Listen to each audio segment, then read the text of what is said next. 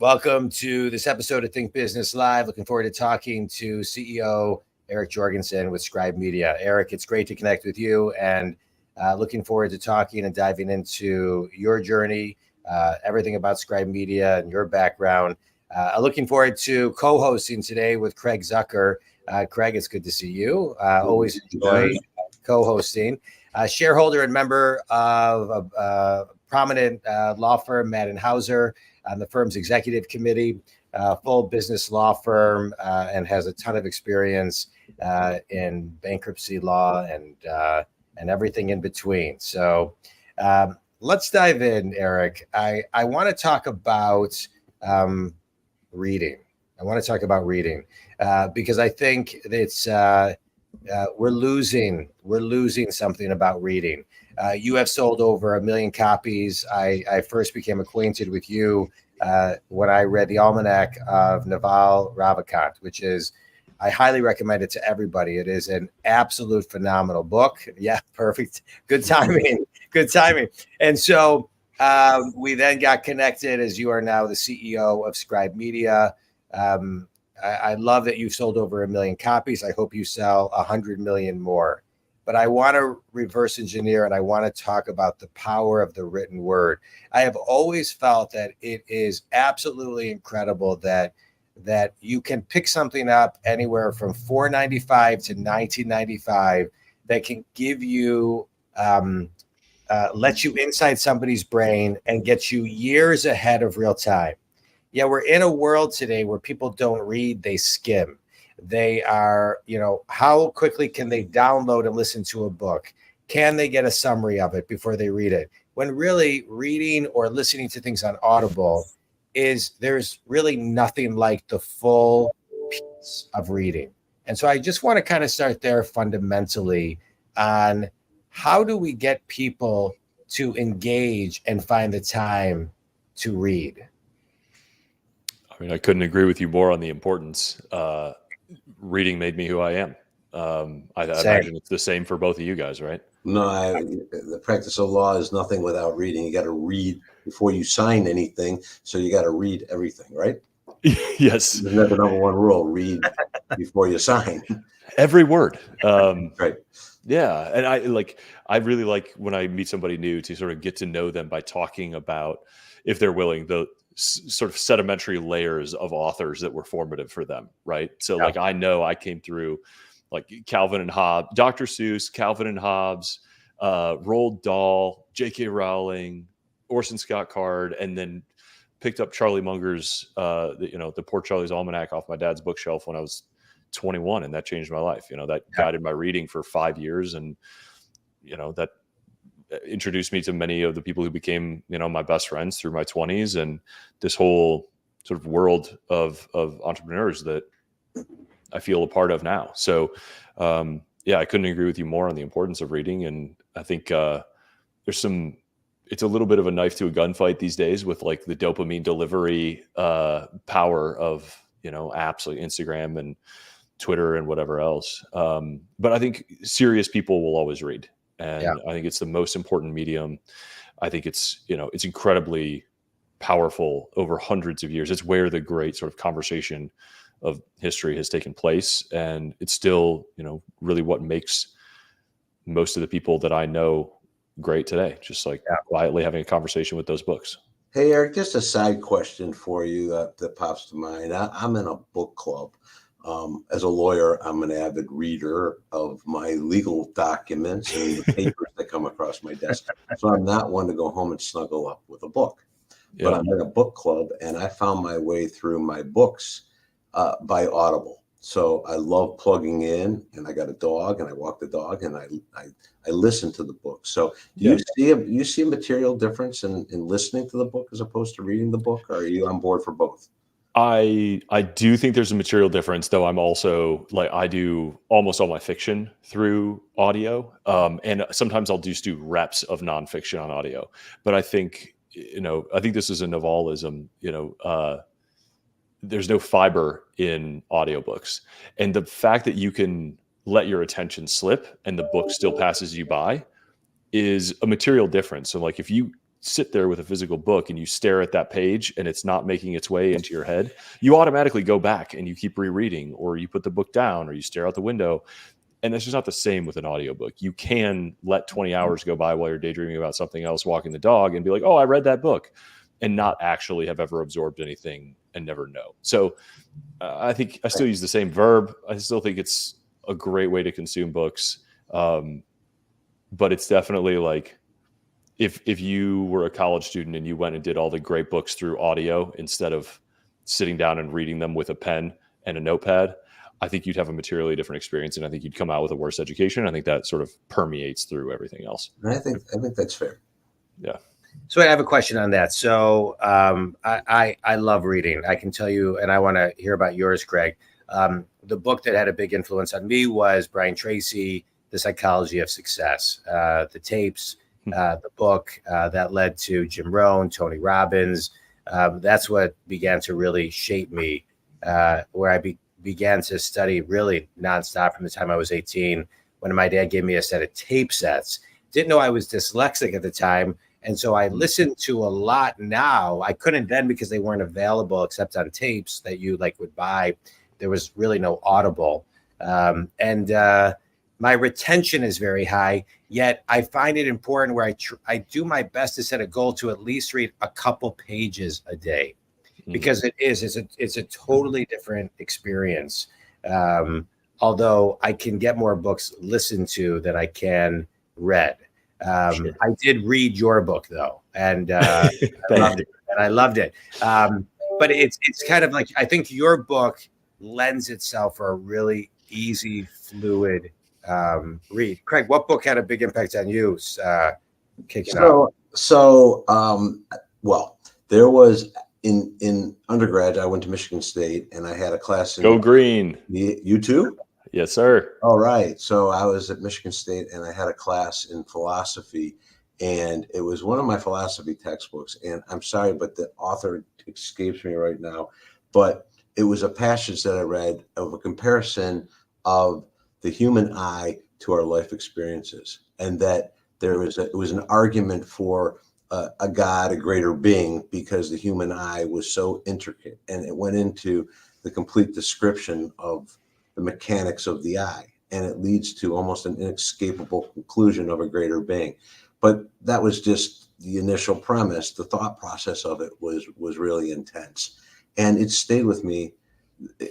The comparison was the human eye to a watch, and you can't just a watch doesn't fall out of the sky. It has a maker, and a human eye, same thing. And I'm simplifying it, of course, but it had a profound impact on my thinking, which has stayed with me my whole life. So a simplistic answer, John, but a reading, a passage that I kept the book. I have the book. I go back and read it over and over again because it was so profound. So I love that. So let's kind of carry off of the idea of being profound. You know, the book that you wrote that I got introduced to you, the Almanack of Naval Ravikant. It's a really profound book. It's simplistic, profound, but complicated in the same. And so let's kind of kick off there. When you were writing the book, you know, I found when I wrote a book a few years ago. I didn't sell 1 million copies. I think I sold a few thousand. I bought them all mostly, and then COVID hits, and now I have like 2,000 copies in my basement that I give out. But what I found was I built the structure, and when I started to write, the book kind of flowed through me. It began to take a life of its own. I can only explain it that way. And so when you started writing your book, even though you were writing it about somebody else, how did it flow through you? Yeah, I mean, I think let me set the premise that like I didn't really write the book. Like the book is a compilation of the work of Naval Ravikant. So my role is something more than an editor, but less than an author. And what it really felt to me like was doing a gigantic jigsaw puzzle. Like I had learned so much from this guy over the course of 10 years of following him. I admired almost all of his thinking and really wanted to capture that in this timeless medium that, you know, we all feel is so important, a book. And I learned a lot from him on Twitter and podcasts, but those are a little more subculture, a little more ephemeral. The book is just so solid and timeless that I felt like that's the medium that the message belonged in.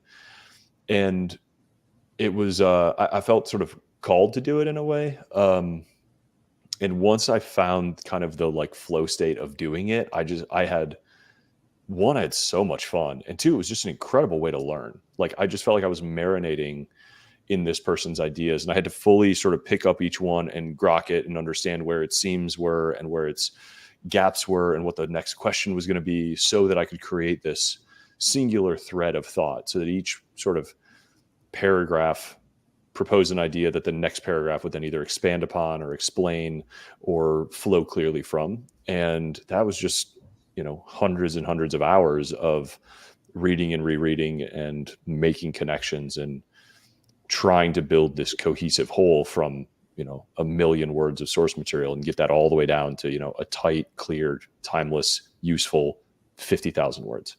Yeah. So did you have a principal objective in writing your book?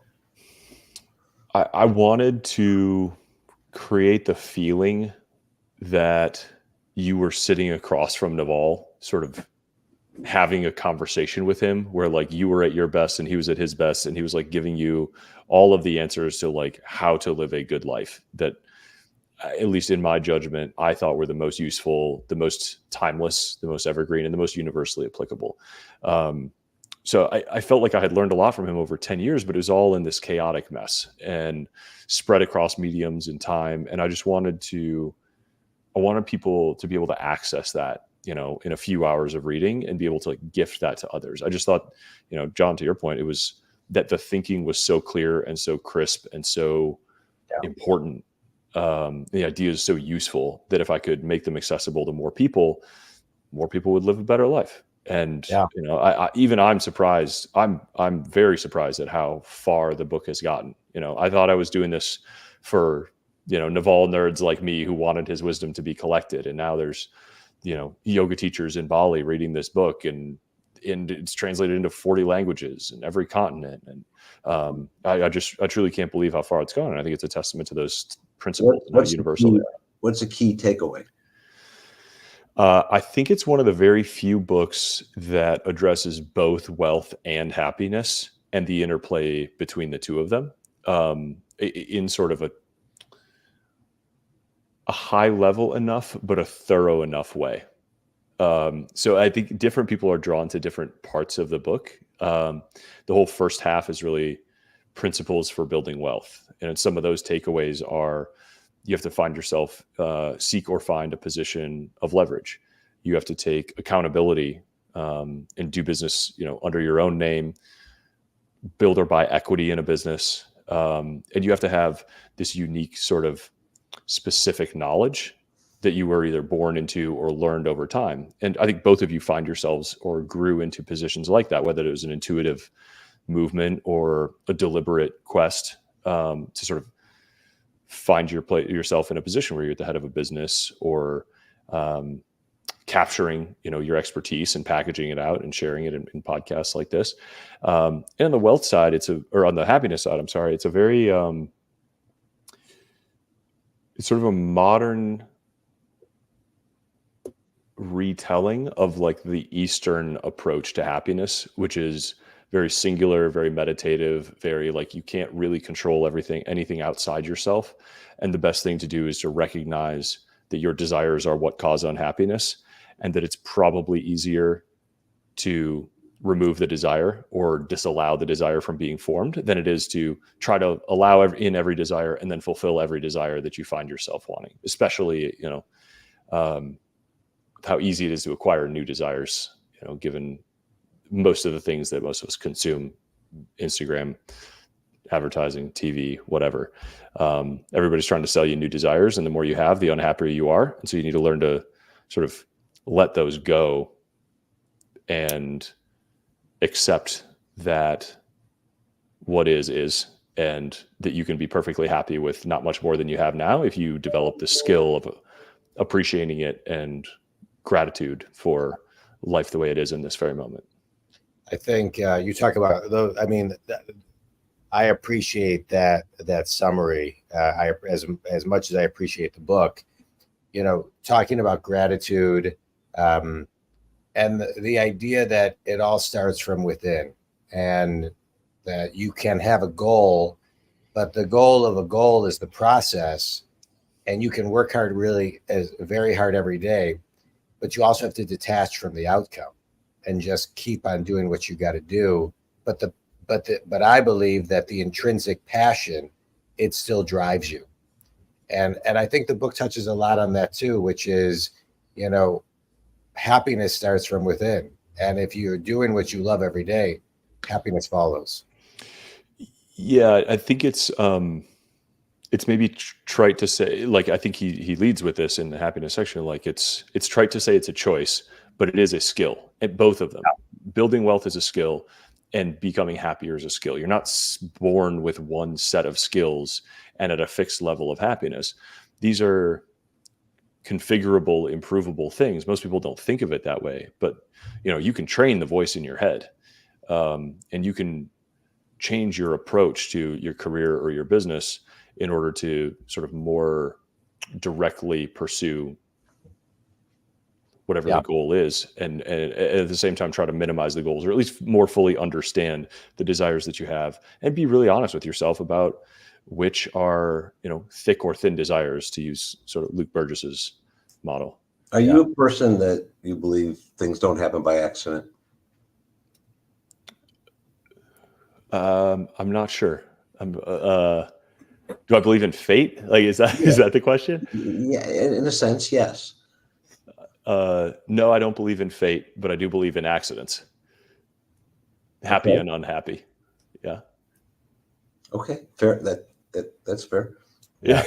Yeah. Do you?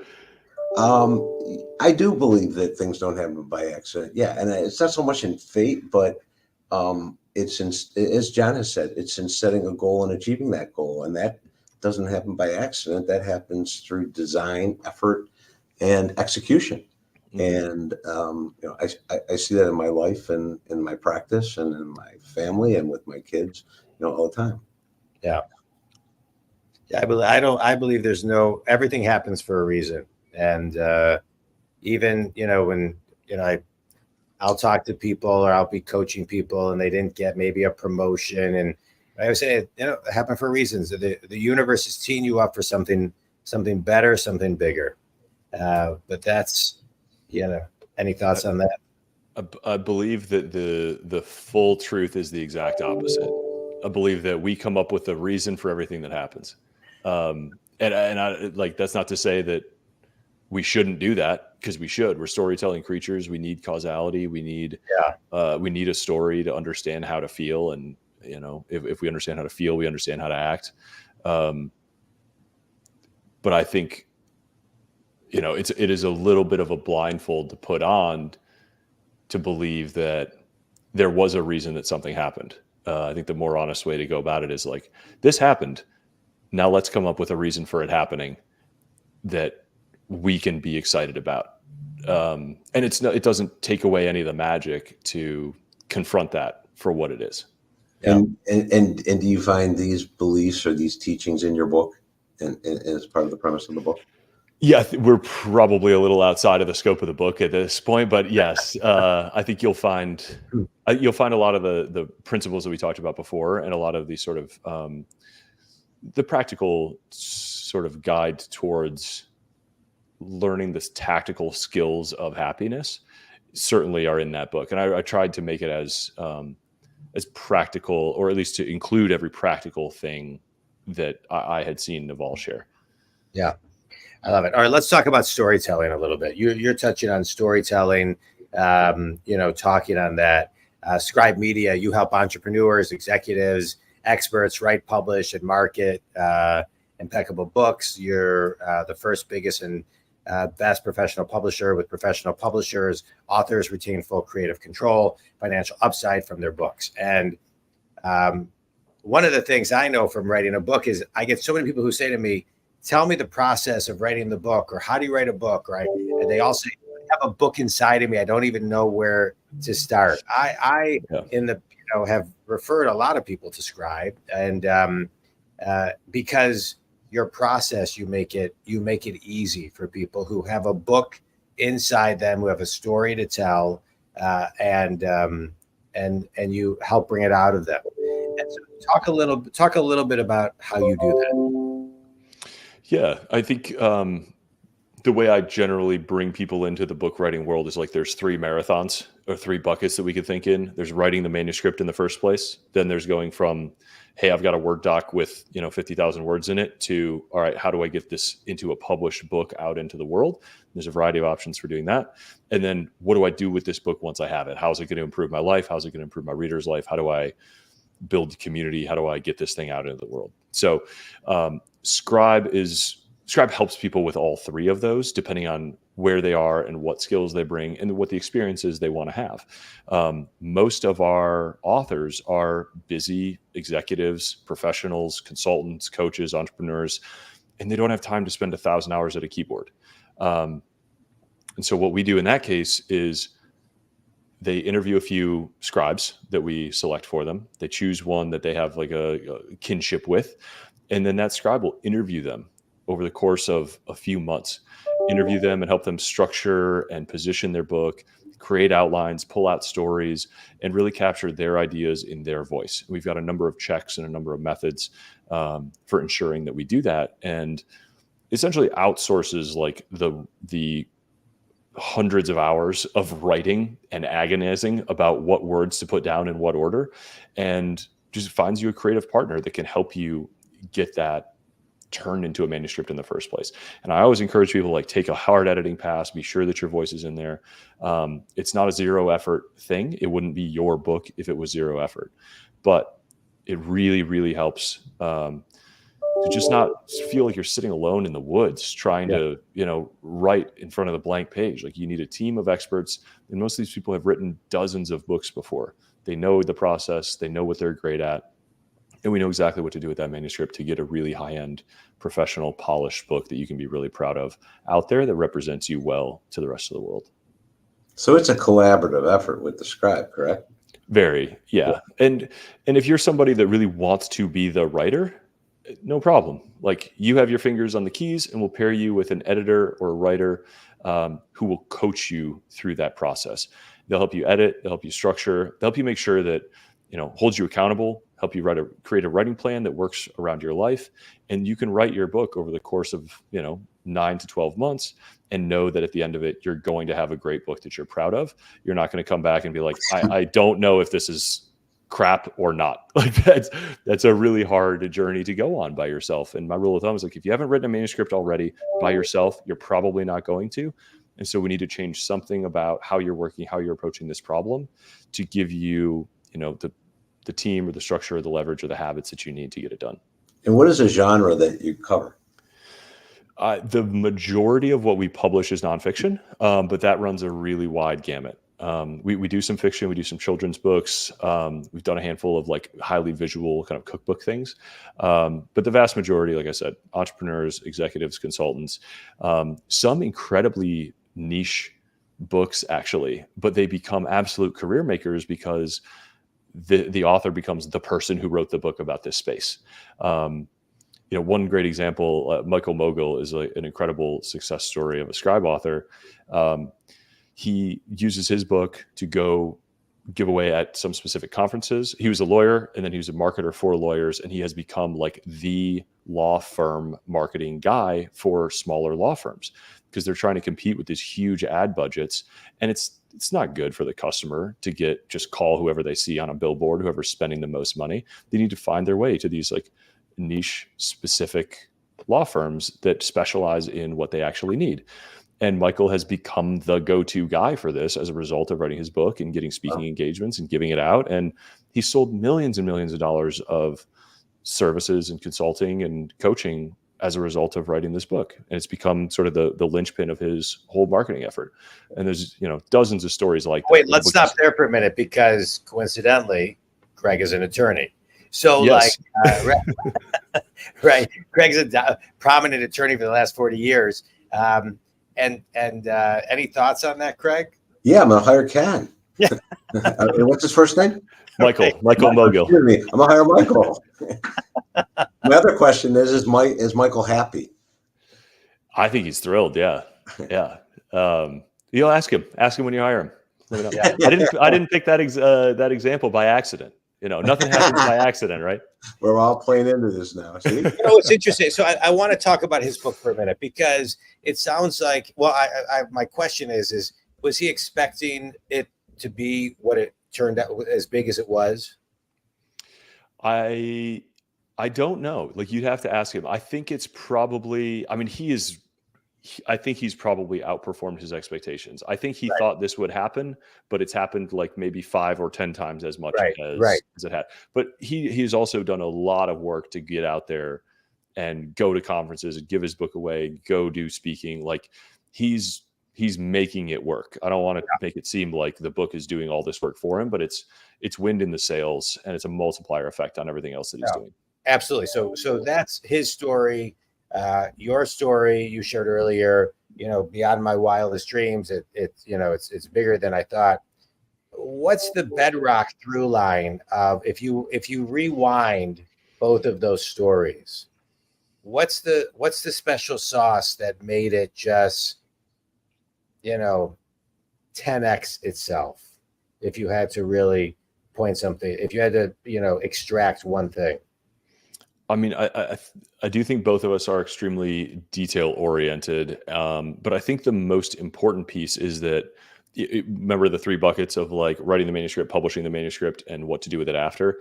I think Michael and I both, and many of the great authors do, really go the distance. Like, a lot of authors just launch their book and then it either performs or underperforms, and they kind of give up on it after. They think of like launching a book as a 3-month effort, not a 3-year effort. Mm-hmm. And you just have to keep plugging away at, most people have to hear about a book 7 times before they think seriously about buying it. Maybe they put it on their wish list 3 more times before they buy it, and then 5 more times before it actually makes it to the top of the pile, and then 3 more before they read it, and then they read it, and then they recommend it, and then they put it in their newsletter, and the snowball goes. So you really have to grind away at sort of the impassiveness of the world over months and years to get your book to break through. Yeah. And I think Michael and I's playbooks were very different because we're reaching different readers for different reasons.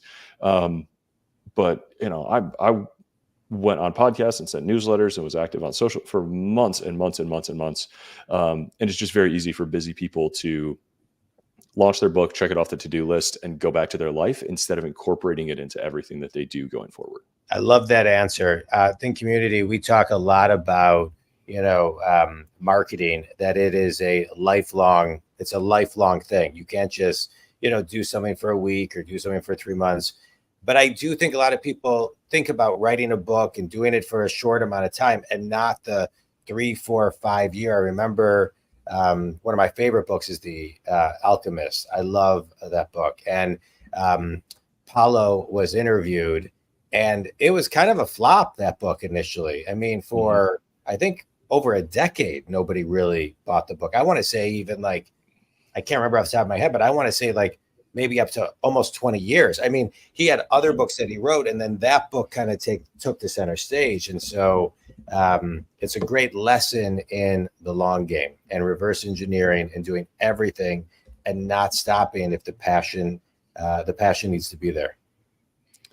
Yeah, which is why I think it's so important to write a book that speaks to you in the first place, and that you make the investment of time and effort and money to create a book that you are extremely proud of. The acid test I use for this is, if you're not proud, and I'm sure both of you guys will be able to picture this person when I describe them, if you're not proud to send your book to your most high value, pickiest, most persnickety, judgmental customer, client, or family friend, and if you're not proud to present that to them, then we haven't achieved the bar that you need to have invested in this project and make it something that you're going to use. You want something that is really the best of you, the best of your ideas, that represents you well, that you can give to people proudly. And then when they read it, they're gonna be like, man, this guy knows what he's talking about, or this girl knows what she's talking about. I'm going to pick up the phone. I'm going to call them. I want to hire them. I want to give this book away. This is the book that describes the solution that I've been looking for in this space. Yeah. By the way, Eric, what you just talked about is exactly the principles of practicing law as well, both from building a legal practice to servicing clients. If you're not proud of what you're doing, if you don't come in and that's not your best product, then that's going to diminish everything else that comes after it.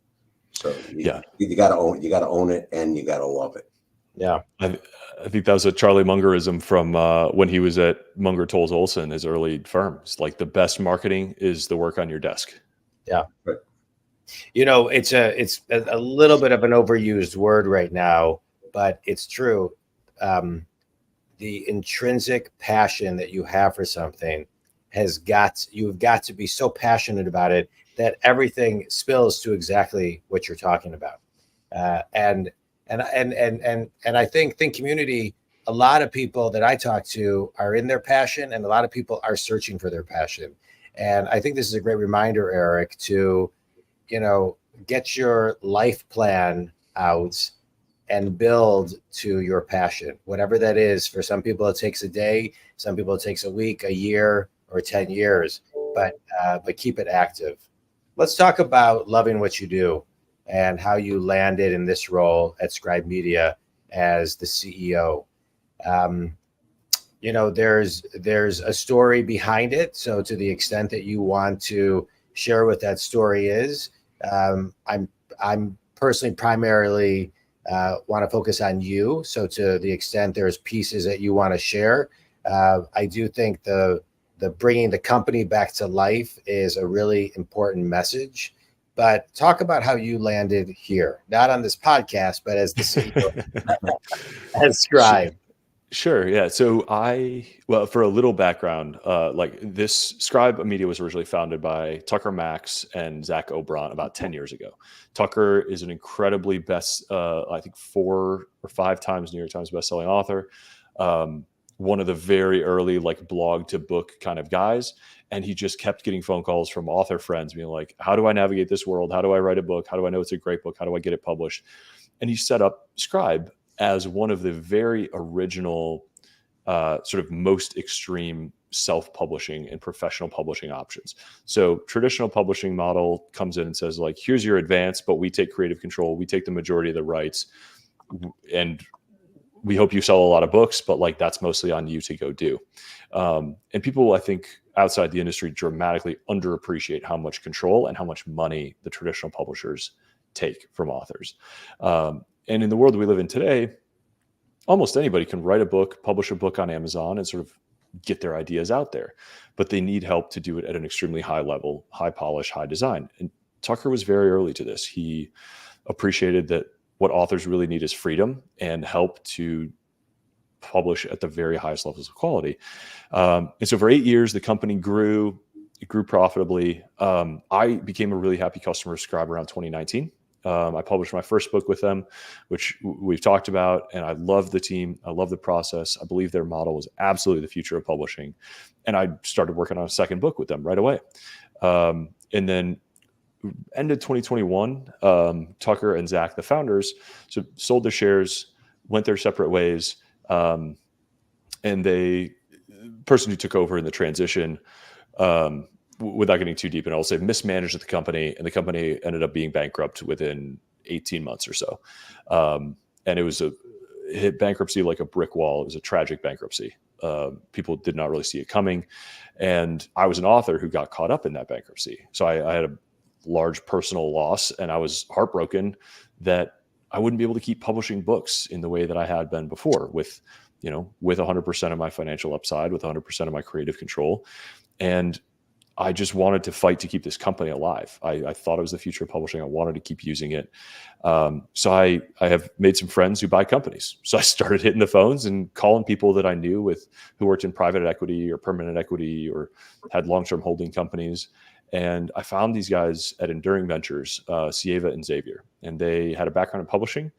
They're a very long-term oriented managers, and they had a background in distressed business turnarounds.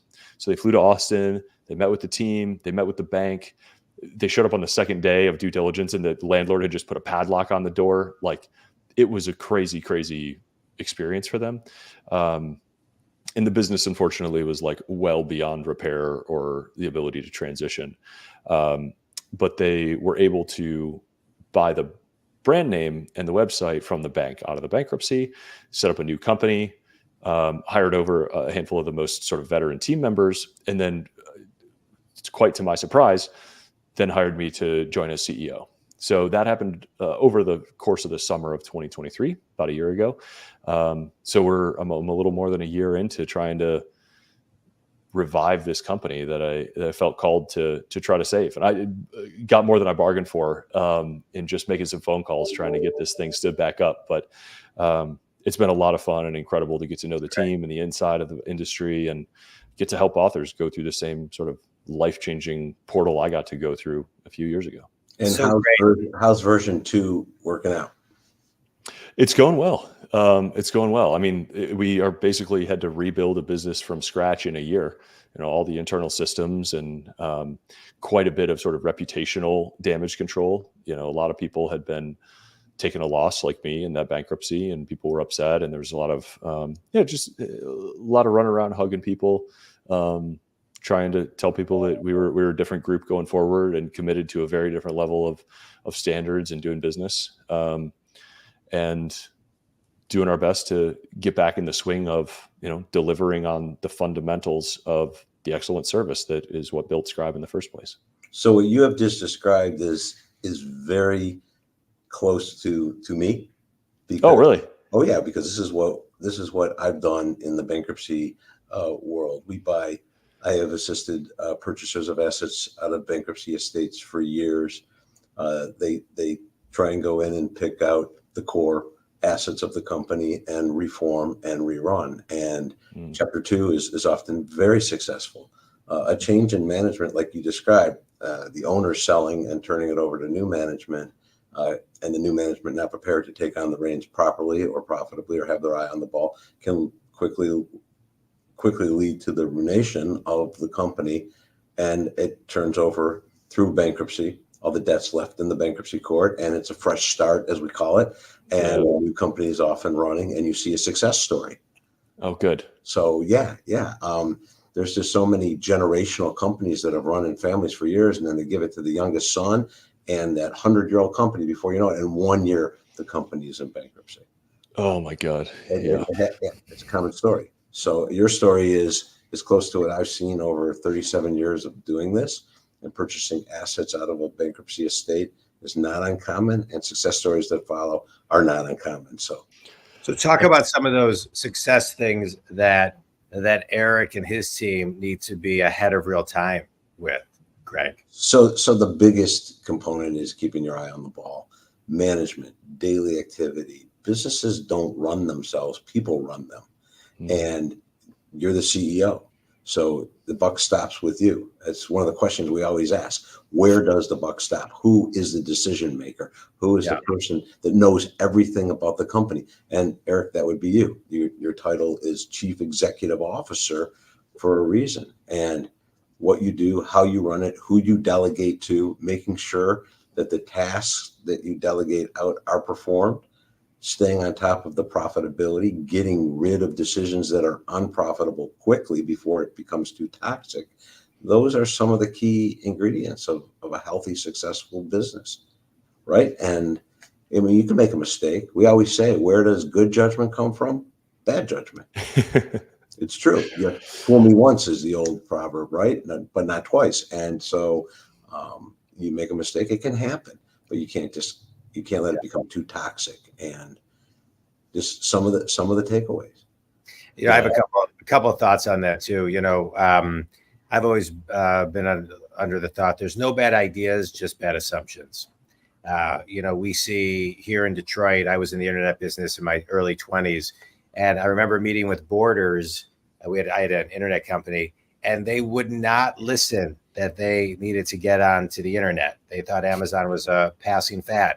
Bad assumption. I think to your point earlier, Craig, what you're talking about as a business coach, what I see that is so important is, and you may be doing this, Eric, I'm just talking more as kind of the people who are listening, think community. It's really important to have team meetings. They can be short, 15, 20 minutes a week, because you want to stay in front of the whole collective. You want to kind of pay attention to how people walk, how they talk, how they show up. It tells you everything. Constant one-on-ones, 15-minute one-on-ones with people, whether it's once a week, every other week, or once a month. And really important to know the driver of every single person that works for you. Because if you know what the driver is, then you can take something that you talk about at a big meeting and you bring it to the one-on-one meeting. And at those one-on-one meetings, you really get to know the person. I've managed a lot of people in my day. I coach a lot of people. And one of the things I could say with much certainty that the longer the pause, the bigger the lie. And so when you ask people about business things, you can really pay attention. And lastly, because we could talk about this for hours, it's really important, I think, in every company to make sure you have at minimum one tripwire. When I was in commercial real estate, my front desk person and my office manager and two of the people in my office were tripwires. What's a tripwire? It's kind of like a CIA op. It's somebody that tells you every single thing that's going on in the undercurrent of the office and with every single person, but you never disclose who they are. And you never, and so, so I would get calls in my office from my front desk person, such and such walked in slower than normally. Such and such is wearing a suit. They never wear a suit. The office manager would say, you got to go talk to, and this is all via done like phone and emails and normal meeting paces. My one-on-ones with certain people, they'd say, these three people are thinking this and doing that. So you could then get in front of everything. And that is, to me, think community, things you absolutely always want to look out for. Eric, I want to get back to you. Wait. I was going to ask you, what's an example of a driver? So a driver. So this is really important. And so when I coach a lot of managers, I coach a lot of executives and owners and salespeople and managers. And the first thing I say, a company will bring me in and say, hey, we're having trouble with blah, blah, blah, the company. I'll say, well, how many managers do you have? They'll say 10. I say, how many were hired because they were good at their job versus how many were hired because you hired them as managers? Well, we hired 9 out of 10 because they were good at their job. Well, I know that those 9 are probably not doing a good job. So I say, who? And then they tell me, which ones are you having problems with? Well, the 9 that were good at their job. Okay, great. So then if I talk to those managers, I say, tell me, how many people do you manage? 10 each. Okay. Tell me what their drivers. And most of them say to me, I don't understand what you mean. The key to management, and I agree with you, Craig, like, people, right? Companies about people. A driver is what gets that person up in the morning and makes them tick. What drives them? It's never money. They may think it is. It's never money. And so when you know what truly, truly drives something. So for example, if somebody, for example, I'll just throw some out without getting long-winded. Freedom. Let's say somebody's driver is freedom, right? Freedom to just get up and go and do anything that they want to do and this and the other. Then when I take a big message, and I'm in my one-on-one, I'm then putting that big message into their language, which is the foundation of that language is set with their driver. That is what they can intrinsically connect with. So I'm making sure that I use words that are the driver and that are connected. Now, most people don't even know I'm talking differently to their drivers.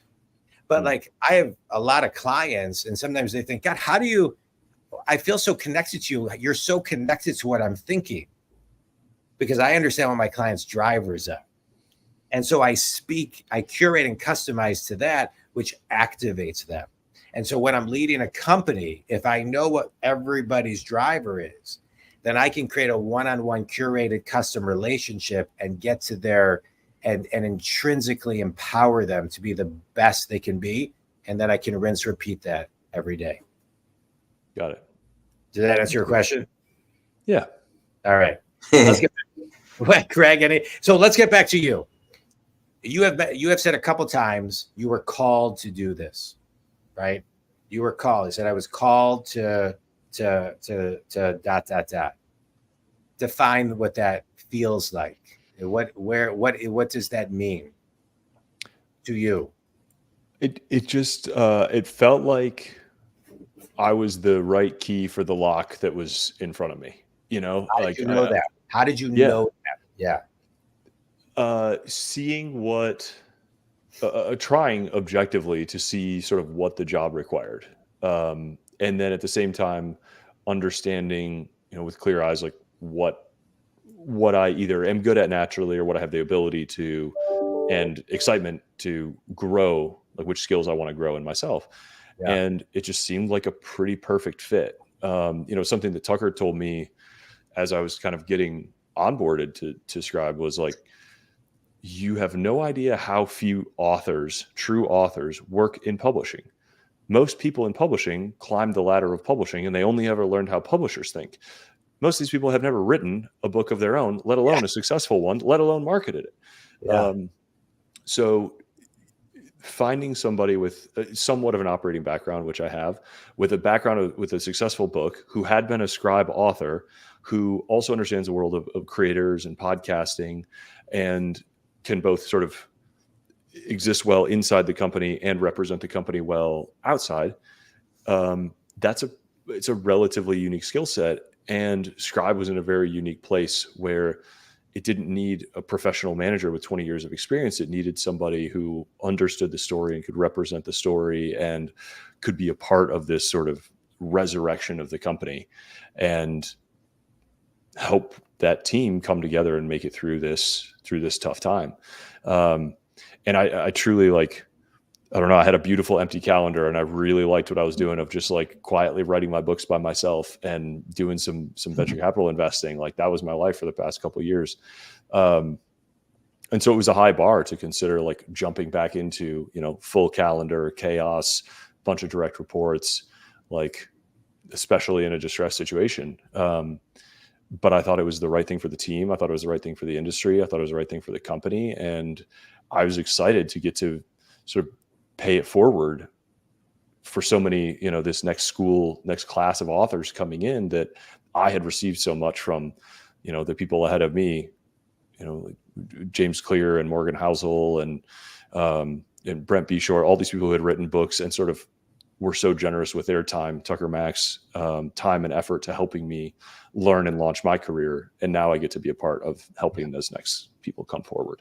I loved your book, and I think that James Clear book, Atomic Habits, should be mandatory reading for elementary, middle, high school, college, grad school, master's, law school, med school. It really is one of the greatest.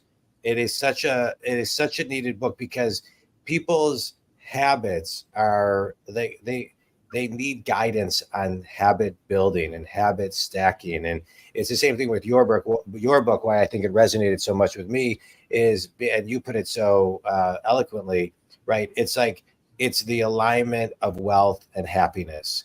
I remember I read a book like probably 25, 30 years ago by Gary Zukav, The Seed of the Soul.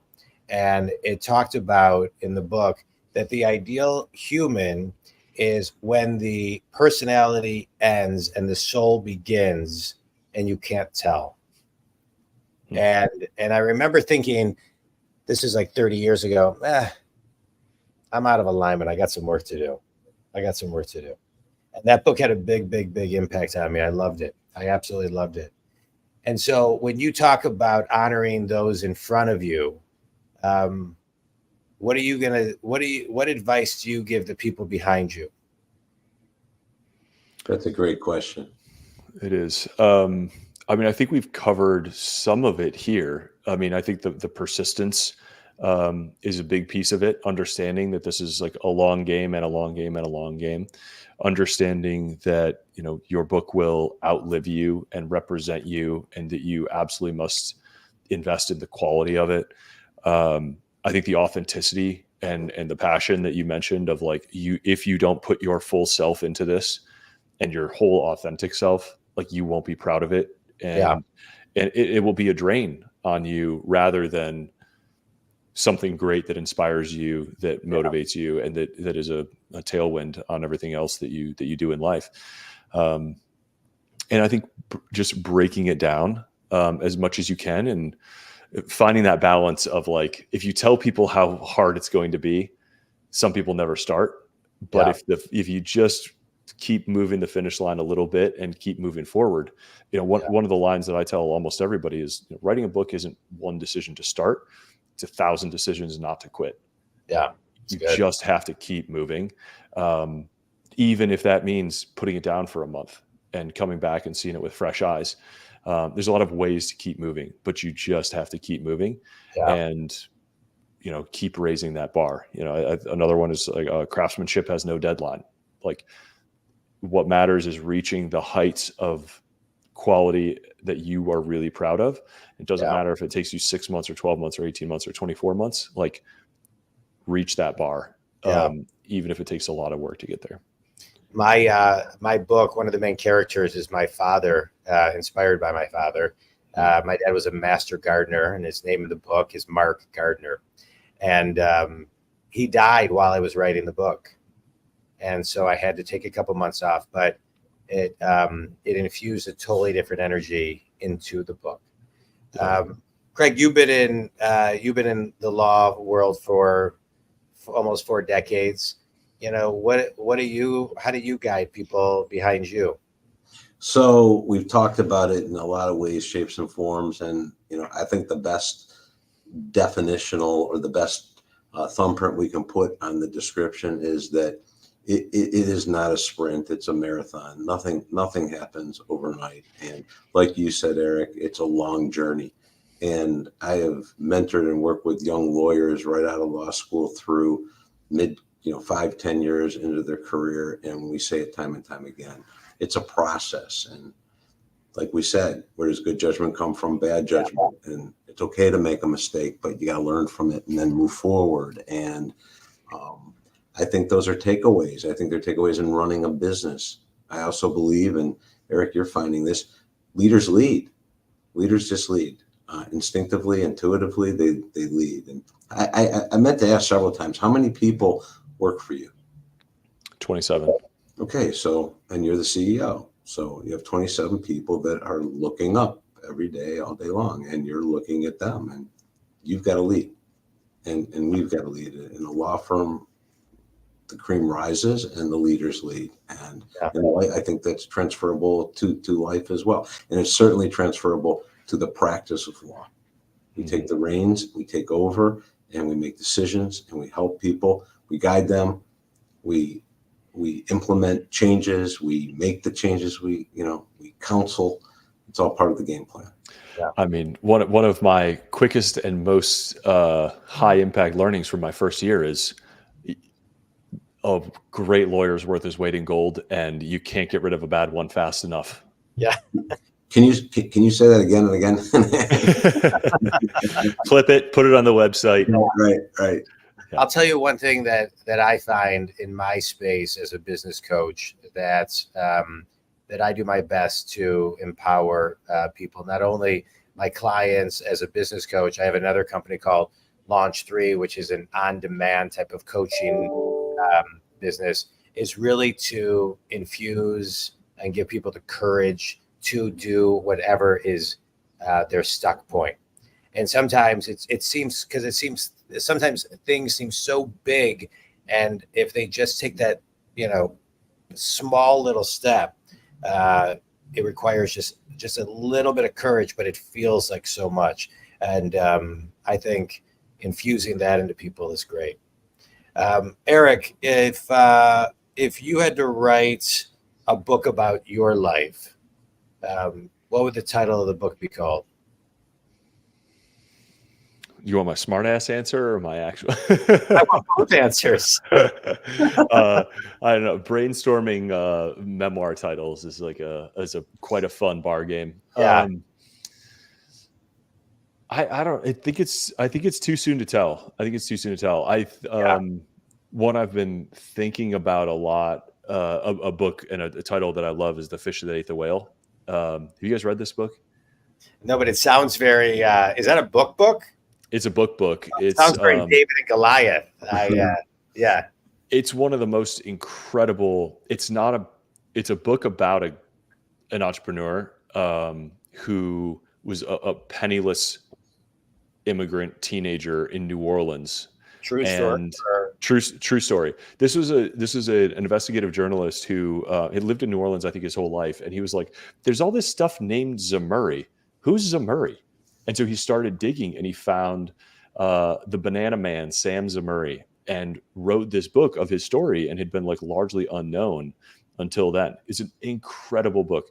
This guy started by fishing ripe bananas out of the harbor and selling them on the street. And he built up a business that he owned 100% of, that at one point owned, I think it was 70% of the land of, like, I want to say Nicaragua, like privately owned the business that owned the majority of Nicaragua. It was importing bananas. He single-handedly like made bananas popular in America. He had to lead military coups into multiple Central American countries to keep the prices of bananas low. And then he was bought by the like big conglomerate of the day, US Fruit, and ended up becoming like the CEO of that thing as a result of getting acquired by them, because they tried to like stop him from competing with them. And he rose to eventually take over that business. It is one of the most mind-blowing like business stories and life stories I've ever read in my whole life. And I've revisited every couple of years. It is absolutely unreal. I'm going to buy it today. I never even heard of the book. I can't wait. Craig, how about you? You going to write a book? Yeah, I'm going to write a book, and I'm going to use Scribe Media. Yes, you are. Yes, I am. I was thinking, I knew that was coming this way, so I was thinking, what would that be? And something that quickly comes to mind is fall and get up again. Yeah, I just love it, because you can't stop. And, not everything is successful. And I've seen it time and time again, but I've also seen people take that fall and get up. And like we said, chapter 2 is a whole new story. So yeah, I'm really dialed into that. And I love it. I see it in the law. I see it in cases. I see it in working with lawyers. Just get back on your feet.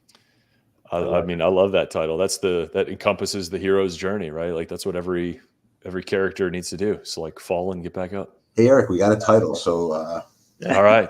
There we the rest go. is easy. Eric, I want to have you back again to talk about the hero's journey, because I talk about it a lot in my business, because it really, everything is storytelling. Everything is the hero's journey. Everything is marketing, revolves around it. Every commercial, every book, every movie, everything that we do. That's a good place to kind of say a to be continued. That's the cliffhanger. Quick speed round. Your favorite book and why?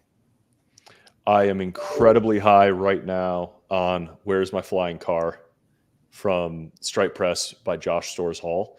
This book I read a few years ago. It absolutely changed how I think about the future, it certainly changed how I invest.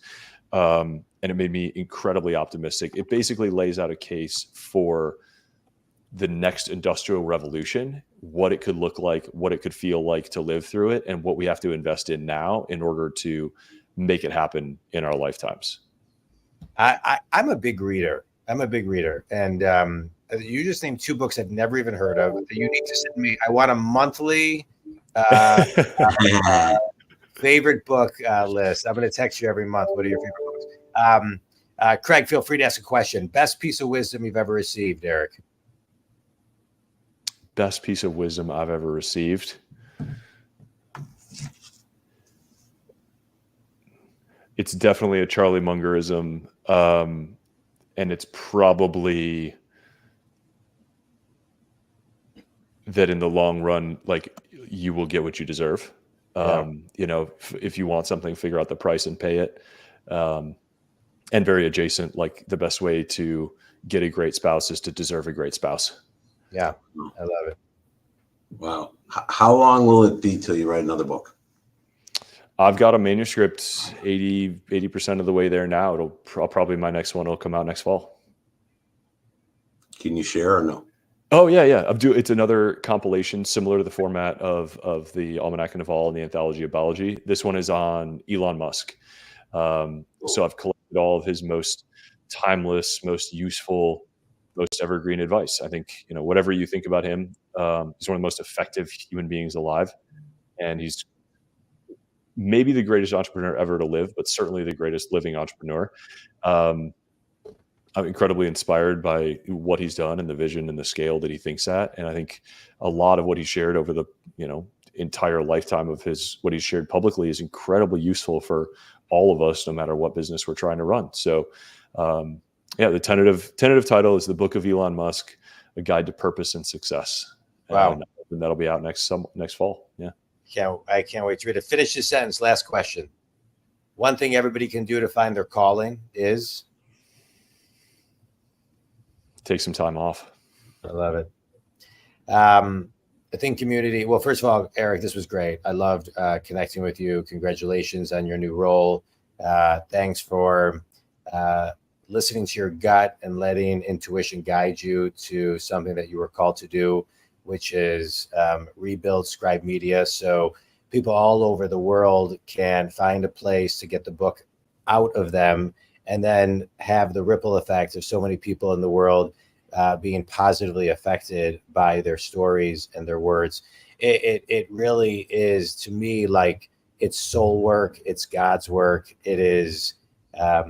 It's just so great. I appreciate your insights and your wisdom. I think community, we talked a lot about today about a lot of things. As a business coach, I work with successful people who are stuck and work to get them unstuck. And in big things, in the little things, in the nuanced things, and the things that they can't necessarily define. And today, I think you defined a lot of stuff to help people get unstuck and think about things a lot differently, from technology in the future to reading to moving within your passion and listening to your calling. So I appreciate your time.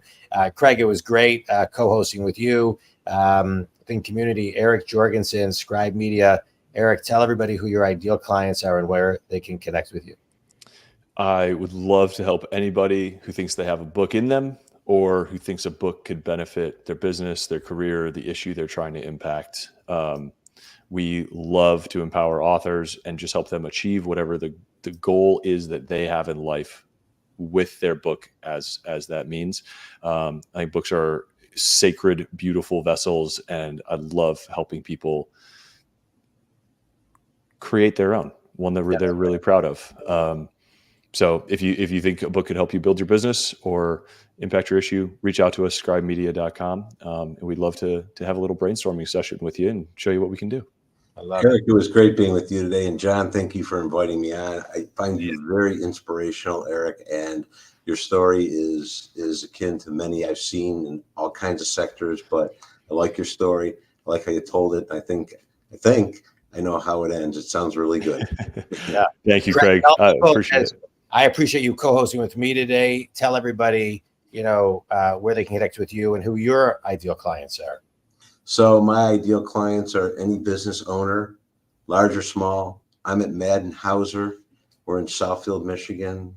We're close to a 50-person law firm, full sector. We do everything from startup to wind down to buying and selling, mergers, acquisitions. We have a probate department, a full litigation department, an employment department. We do it all. My ideal client is a business person. Yeah. I like working with them. I like counseling them and steering through the tough times and the good. We work with a lot of great companies that are growing, and it's fantastic. That's great. And so our doors are open. My parents always told me the definition of being really smart is to surround yourself with people smarter than you. So I feel like I accomplished that today. And if anybody wants to talk about any business coaching for their business, they can reach me at johndwoskin.com. Greg, it was a blast co-hosting with you. Eric, love that we connected. All the best with Scribe. And Think Community, if you got a book in you, reach out to Eric, scribemedia.com. You don't want to look back with regret that you should have written something that you didn't. Get your voice out there and jump in. Thanks, everybody. Thanks, guys. Thank you, Eric. Best of luck. John, Thank you both. You. Thanks, guys.